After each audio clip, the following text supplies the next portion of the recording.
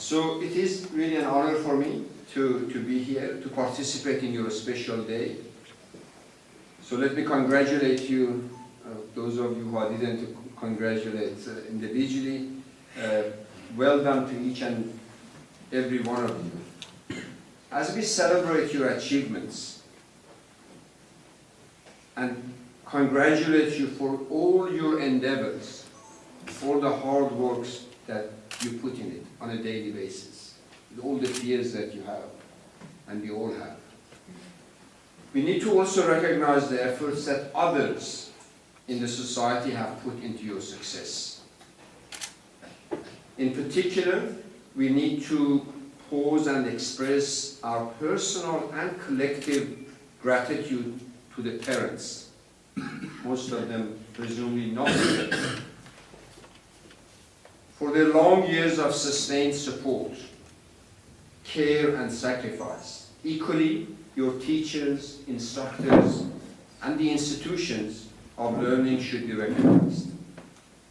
In particular, I'd like to recognize and congratulate the management team at the Lawhill Maritime Center. Today, you celebrate the end of an interesting phase in your life's journey, for those of you who graduate. Not only do the memories of this phase will stay with you for decades to come, but also the knowledge and the techniques that you have acquired will form the platform on which you are about to construct the rest of your life. I graduated over 4 decades ago. It was last century. For the first time. And what I'm about to share with you are reflections on my own personal experiences and my journey of professional life up to now.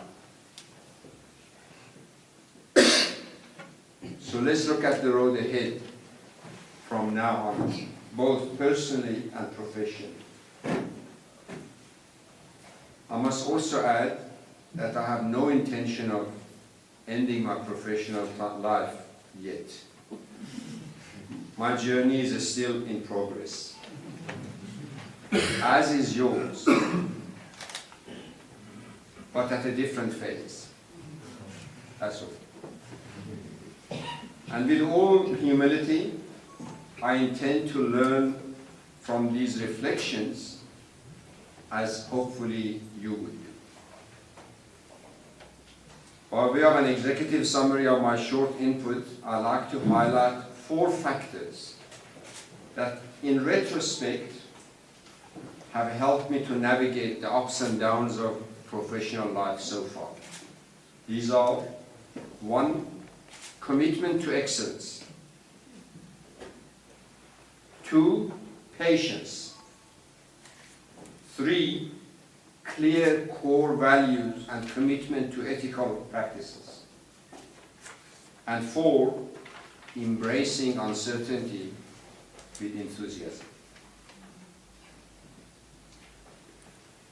Of course, there are many, but these are the 4 that I thought, given the short time, I'll just elaborate and bring it to life for you and I both, and all of us, hopefully. So the first one is commitment to excellence. The fact is that over the past few years, you have exerted effort to obtain knowledge and to learn scientific techniques, to acquire expertise. The acquisition of knowledge is a necessary condition for success. It's not sufficient. As is often said, success is not a destination, it is a journey. Indeed, it is a journey of incremental accumulation of successes. In this journey, commitment to excellence is an important companion. I fully agree with Vince Lombardi, who submitted that, and I quote, "The quality of a person's life is in direct proportion to their commitment to excellence." So when you look back, and you're one day as old as I am, or older, you look back and say, what made my life positive? You will see that it's the time, the moments that you have committed yourself to, doing things the best that you can do. Not just get it done, get it the best that you can do. Operationally, it's worth bearing in mind, as Howard Newton reminds us, people forget how fast you did the job.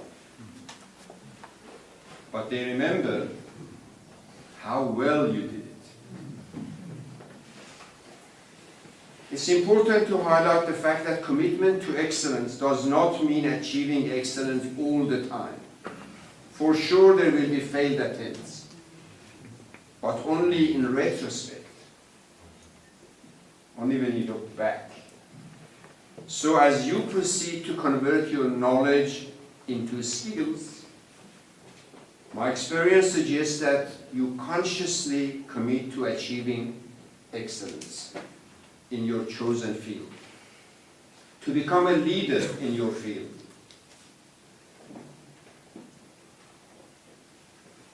This has to be the benchmark of your professional progress.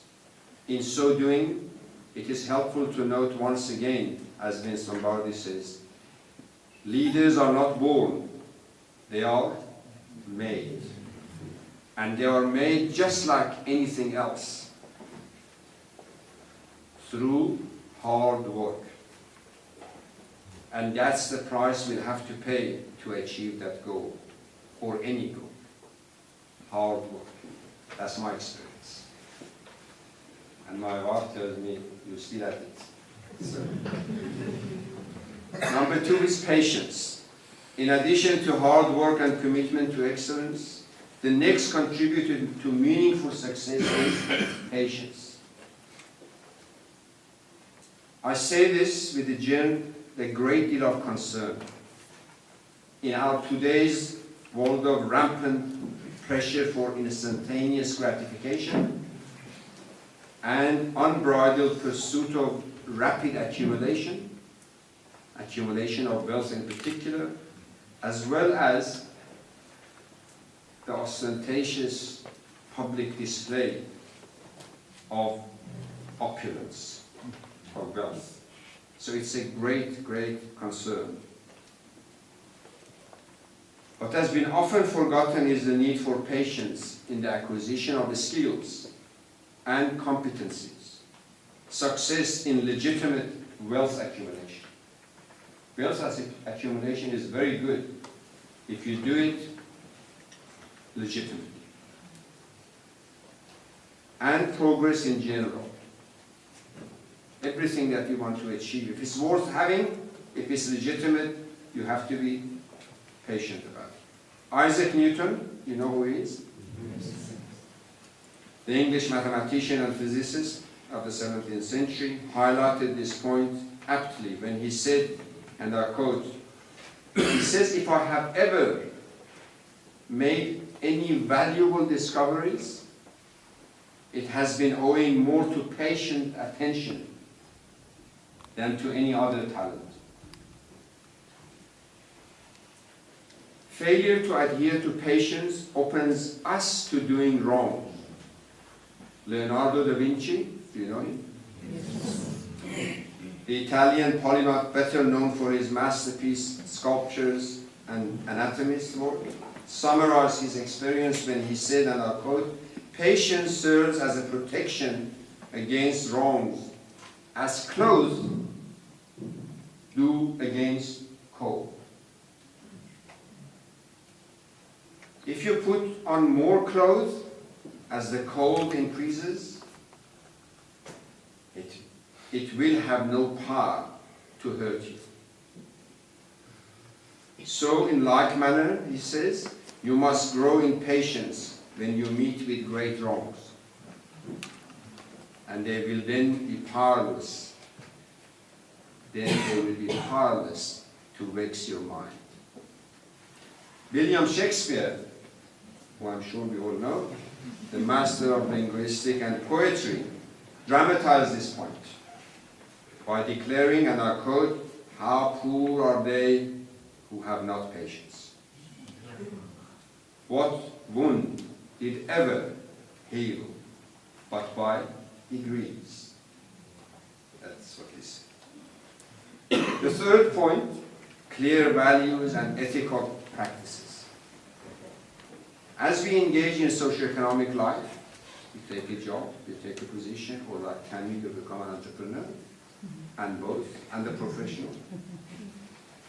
We recognize that more often than not, it is true that over time, choice, not circumstances, determines our success. Therefore, confidence about our choices becomes paramount in our professional conduct. It is in this context that our inner core values become the ultimate radar in defining the roadmap of our journey. I have learned without a shadow of doubt that the growing complexity in our modern socioeconomic life requires more than ever an explicit set of values in order to guide ethical decision-making in business and in professional life. Please reflect on that. Don't get on the treadmill without knowing what's guiding you. It is most dramatically illustrated by the recent upheavals in the global financial markets and its consequent Great Recession of 2007-2008, still lingering on to some or other degree in the global economy and the international financial markets. I would argue that in effect, we have experienced a real case of the failure of business and governance ethics on a grand scale with devastating consequences for tens of millions of workers, households, and business firms across the globe. And of course, in South Africa, we have had our own tsunami over the past few years of failures of ethics in business, in governments, in every corner of our society. Ethics is about doing the right things, and in business this means doing the right things in the right way. An ongoing discourse on ethics in business decision-making is necessary because business is prone to going unethical. This is because business is made up of individuals, people, who are vulnerable to unethical practices. So it's not something that we can have a discussion, a workshop, or a khutbah and then move on. It's like feeding our bodies and our souls. We have to visit it again and again on a daily basis. There are plenty of current and historic evidences on unethical corporate and professional practices. Furthermore, the nature of such unethical practices may have changed and expanded over time. As the economy gets more complex, as technology gets more robust, the opportunities for unethical practices that we never heard of becomes very easy to do.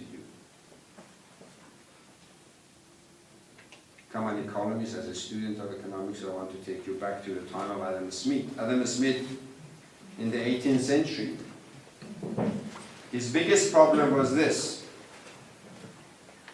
He was also a Scottish moral philosopher, although he's known more for economics, but he's really more of a philosopher than an economist. And he's known as one of the forefathers of modern economics. He's expressed concern by saying that, and I quote, "People of the same trade seldom meet together, even for merriment and diversion," or in our language, for a braai or something. "But the conversation ends in a conspiracy against the public, and in some contrivance to raise prices." So at that time, his biggest problem was that when people get together of the same ilk, very quickly they forget that they're having a braai or having a party, they talk business and they start colluding how we increase our prices. That was then. These days, we refer to this practice as collusion, or price fixing. But unethical behavior in the 21st century is much broader than a simple contrivance to increase prices. From the localized world of Adam Smith in the 17th, 18th century, the ever-advancing civilization has moved us to an integrated global economy with growing complexity and rising moral trade-offs. The birth of the so-called global village has brought with it a complex web of ethical challenges, emanating from not only moral domain, but also with origins in the diversity of cultures, religions, and social practices. Very often in business, in politics, and in other corners of the society, nowadays, we blame religion and culture and this and that for unethical conduct. We're doing it this way. Don't ask me questions, because this is our cultural way. You have to think about it.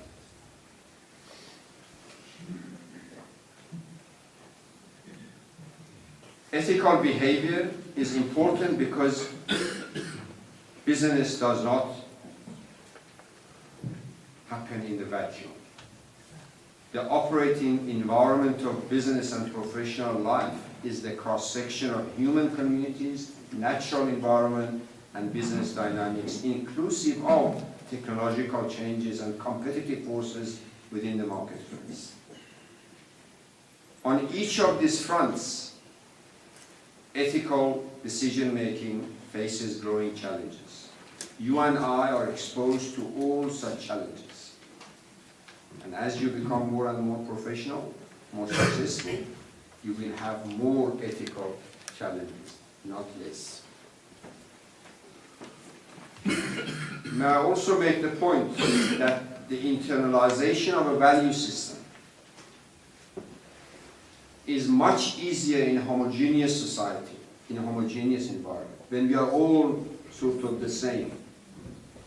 Whether by sameness you mean color, tribe, religion, doesn't matter. As long as you're the same, it's much easier to talk about our way. The minute that we are diverse, and the globe is getting more and more diverse, ethical issues are becoming more and more complex. In such environment, in the environment of diversity of all types and shapes, there is a serious risk of value inconsistencies creeping into business and professional practices. Special care should be taken to avoid a business operational milieu or environment that admits and promotes duality of values. We do it this way from Monday to Friday, and Saturday and Sunday we go to the temple, mosque, church, and suddenly we become holy. Monday morning, business as usual. That is duality of values, and you need to guard against that. In businesses, in offices, in professional environment, exactly the same. In many countries, including South Africa, over the past decade, a gradual but tangible rift has emerged between the society's socio-economic formal or professed as opposed to informal or practiced ethics. For example, in the business sector, business executives and corporates formally subscribe to the codes of good corporate governance. Their annual glossy reports are decorated with impressive evidences of their socially responsible citizenship. Yet, operationally, they do not hesitate to collude or to abuse their market power. Evidences of price fixing amongst pharmaceutical companies, and this is I'm referring to South Africa. These are the ones that you've read in the papers. Pharmaceutical companies, bread producers, steel manufacturers have been high-profile cases, and these are the very companies that if you read their chairman's report and annual reports, they are good citizens, they have pictures of disadvantaged communities and environment and so on and so forth. They're doing all the good things, good citizens. But in practice, they fix the price of bread. Who pays the price for that? The poorest. Pharmaceutical, collusion on pharmaceutical prices. Who suffers the burden of it? The poorest of the poor. So there is a gap between what they say and what they do. What is the formal value system and what is the informal? And so it goes. SAMSA. You've heard of SAMSA? Yes. Our global pharmaceutical has been fined billions of rands here and in Europe for collusive behavior, price fixing, for unethical conduct. The country's banking system, I'm talking our own banks, they're sitting on a report for 4 years now because of their misconduct. And we still haven't seen it. They don't allow it to come out. The cell phone companies, they fleece the consumers in the country. Shameless. So, I can go on. The night is getting too old. So the gap between formal and informal ethics within the government sector is even more pervasive. Frequently we hear ministers, DGs, and high executives talk about global best practices. If you go to government offices these days, you see one of the posters that they put on is called Autobuede Principles. People's first, but nobody answers the phone. People's first, but you have to stand in the queue forever. People's first. The principle is this, so that's the formal one. But what matters between the formal and the informal, the professed and the practice, is a massive gap. The fact that some of them steal, that's another order of magnitude. People's first, but billions go missing. By who? By the very people that we pay to take care of the public goods, public services.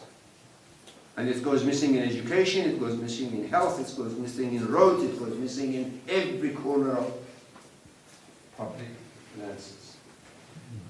But you go to the office, the minister's door you open, autopilot principle. What does it mean? So you and I are exposed to it. We need to decide. What we say is important, but what we do is more important. And that's the gap that I'm sharing it with you. I see it in business, I see it in government.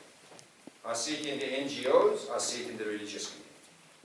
I see it in the professional associations, I see it in unprofessional associations. We need to take care of that. We can't leave it to others.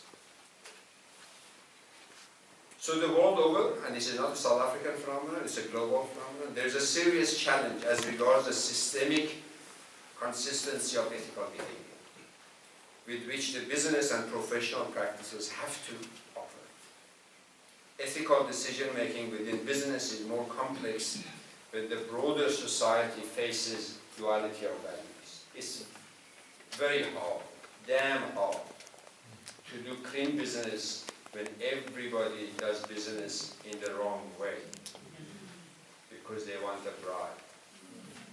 Otherwise nothing moves. But if everybody was clean, like Norway, it's much easier to be clean. But the challenge for us is this. We cannot go with the crowd.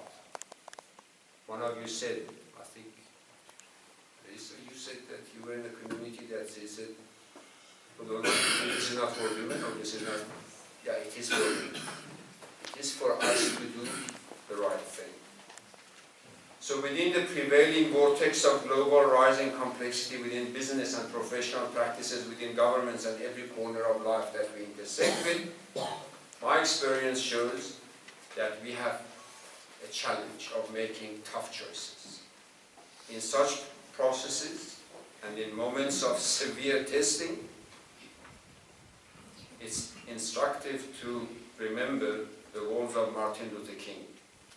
The last factor of success, embracing uncertainty with enthusiasm. The last but not the least of my professional life's lesson is to expect uncertainty. It's part of life. But embrace it with enthusiasm. Don't be scared of it. Don't overthink it. Do it. Right? But with other principles. Uncertainty is the spice of our personal and professional life.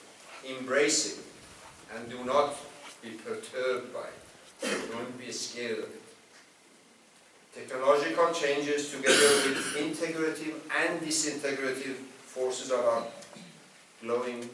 growing global system have joined to create not only complexity but also rising degrees of uncertainty at present.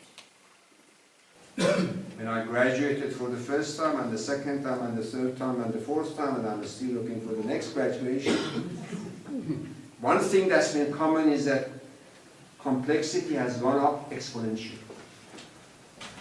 So embrace it. In the language of economics, the global system is moving from one equilibrium to another equilibrium. In this transitionary state, as we experience it at present, stability and predictability are overtaken by well above average level of chaos and uncertainty. So don't wait until things are predictable, then I'll do this and I'll do that. Be guided by your principles and live with it. Live with it with comfort. Whilst the systemic imbalances and uncertainties we cannot control, we do have control over our own variables, namely the balance that we have to create in the use of our own limited resources, energy and time. The equilibrium that we, you and I, and each one of us should aim at is the balance between work and leisure, action and reflection. Don't just do. Sit back and think, am I doing the right thing? Talk to some people that you trust, people that you respect. So action and reflection are part of the professional progress. Taking time to dream and making a space to implement the dream. Don't just dream and dream and dream. Wake up and do. If you fail, at least you learned. Pursue personal ambitions, but do not neglect serving the society. If you focus your success and professional progress entirely on your own, without putting back into the society, that's not success. You will regret it when it's too late. As we face all such challenges, we cannot control what happens and what outcome may emerge. But we can definitely learn how to respond to events and to the outcomes. Whatever happens, be in charge of how you react to it. I wish you the very best. Thank you for your attention.